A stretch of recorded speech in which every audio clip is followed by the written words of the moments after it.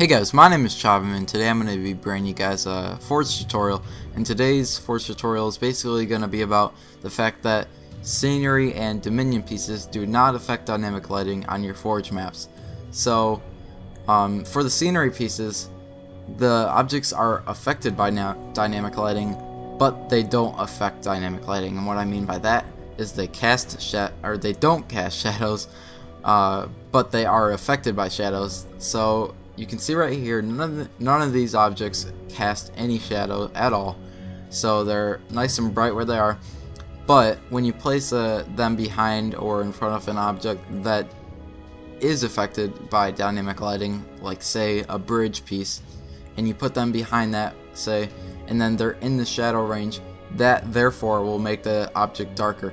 And this is different with dominion pieces because they don't cast shadows just like the scenery pieces, but they aren't affected by dynamic lighting either. So if a shadow is cast upon them, it won't affect their lighting at all, so it'll be just as bright as it was before if it's sitting out in the open versus indoors.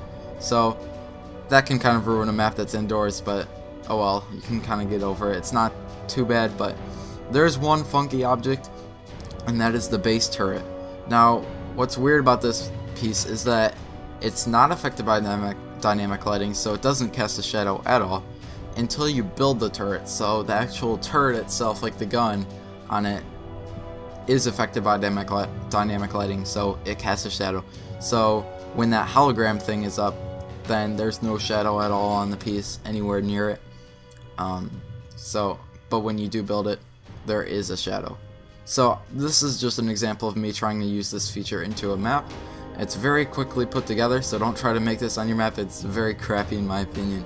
It took me like 30 seconds to make this. So what I did right here is I had this huge container piece just as an extra wall in the building, and then I had this light coming through, so it kind of lights up the room. If it wasn't there, then the room would be very dark. And just to make it more believable, I added those terminal lights, just because if you had a random light coming out of nowhere, that wouldn't really make sense. And you always want more realism on your map depending on the theme of it. But anyways, if you haven't already, subscribe to Polwaz's channel, it'll be in the description. And also like, comment, and subscribe.